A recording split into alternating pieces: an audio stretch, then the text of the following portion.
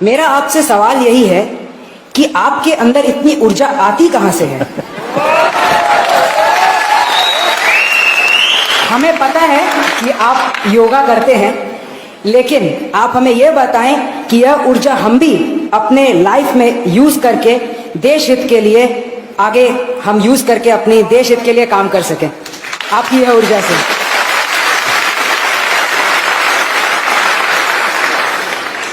इसके कई जवाब हो सकते हैं। एक तो जवाब अगर मुझे हंसी खुशी की शाम के रूप में देना है तो मैं ये कह सकता हूं कि मैं पिछले 2 दशक से करीब करीब 20 साल से डेली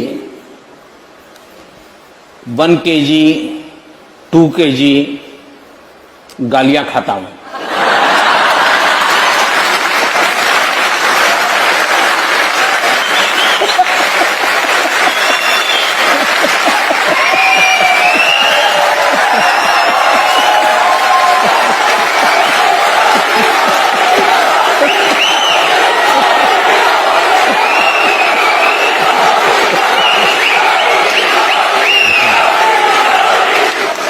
लेकिन सीधी सीधी बात मैं बताता हूं सरल। एक पुरानी शायद घटना आपने सुनी होगी कि कोई तीर्थ स्थान था एक पर्वतमाला पर, और तराई के अंदर कोई संत महात्मा बैठे थे, और एक 8 साल की बच्ची अपने 3 साल की उम्र के भाई को उठा करके उस पहाड़ी पर चढ़ रही थी।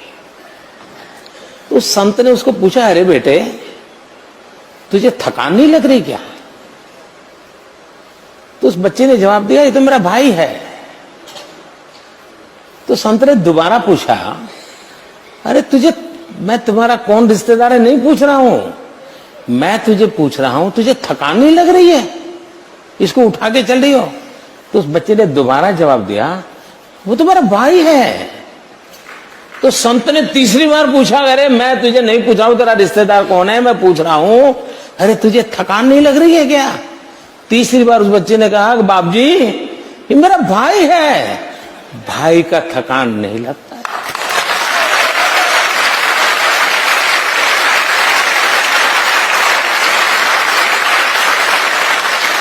मेरे लिए 125 करोड़ देशवासी ये मेरा परिवार है।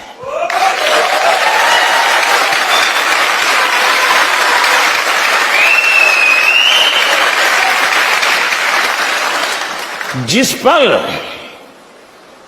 आप अपने जीवन में देख लीजिए, जहां पर आप अपनापन अनुभव करते होंगे, कितने ही थक करके आए होंगे, सोने का मन करता होगा, शरीर साथ नहीं देता होगा, लेकिन टेलीफोन आ जाए कि आपके भतीजे को कुछ हुआ है, अस्पताल है, सारी थकान मिट जाती है। स्कूटर लेकर के आप भागते हैं, रात भर उसकी सेवा में लगे रहते हैं। क्यों? आपका अपना है, थकान मिट जाती है, आप स्वयं जुट जाते हैं। मेरी जिंदगी भी हर पल शरीर तो शरीर का धर्म करता ही है, लेकिन उसी पल मुझे ध्यान में कोई अपनों के लिए, कभी त्रिपुरा से कोई खबर, कभी केरल से कोई खबर, कभी दिल्ली से कोई खबर, तो फिर मन करता है, अरे उठो यार, चलो दौड़ो।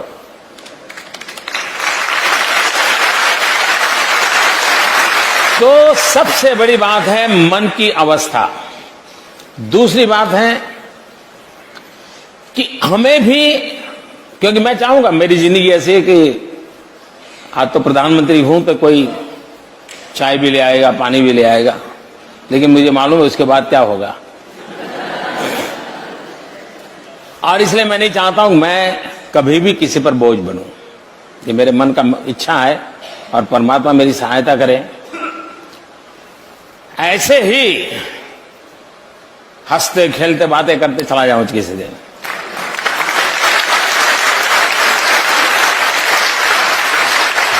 जिंदगी में किसी पर बोझ न बनूं, और इसलिए शरीर को जितना फिट रख सकता हूं, शरीर से जितना काम ले सकता हूं, जितने नियमों का पालन कर सकता हूं, जितना भी मैं सीख पाया हूं, उसको मैं जीने का प्रयास करता हूं। और मैं सभी नौजवानों से कहना चाहूंगा कि विरासत में बहुत कुछ मिल सकता है, लेकिन अपने आप को फिट रखना, ये अपने माँ बाप की विरासत के ऊपर भरोसा नहीं रख सकते, वो आपको अपने आप करना पड़ता है जी। वो विरासत में आपको ऊंचाई दे सकते हैं, विरासत में चमड़ी का कलर दे सकते हैं, विरासत में बढ़िया आंखें दे सकते हैं, नाक नक्शे दे सकते हैं, लेकिन भीतर की तबीयत तो आपको संभालनी ही होती है। और मेरा अनुभव कहता है कि एक डिटैचमेंट जो होता है वो अपने आप एक बहुत बड़ी ताकत होता है। और दूसरा, नियमों से जिंदगी जीने से आप जिस काम के लिए निकले हो उस काम के लिए अपने आप को योग्य बना सकते हो। हमने जहां है वहां किसी पर बोझ नहीं बनना चाहिए। हो सके उतना हमने जीवन ऐसा जीना चाहिए कि कभी किसी पर बोझ न बने। और ये फिटनेस मंत्र तो आपने दे ही दिया कि फिटनेस विरासत में नहीं मिलती। हाँ ये तो आपने यूज खुद ही करनी पड़ती है।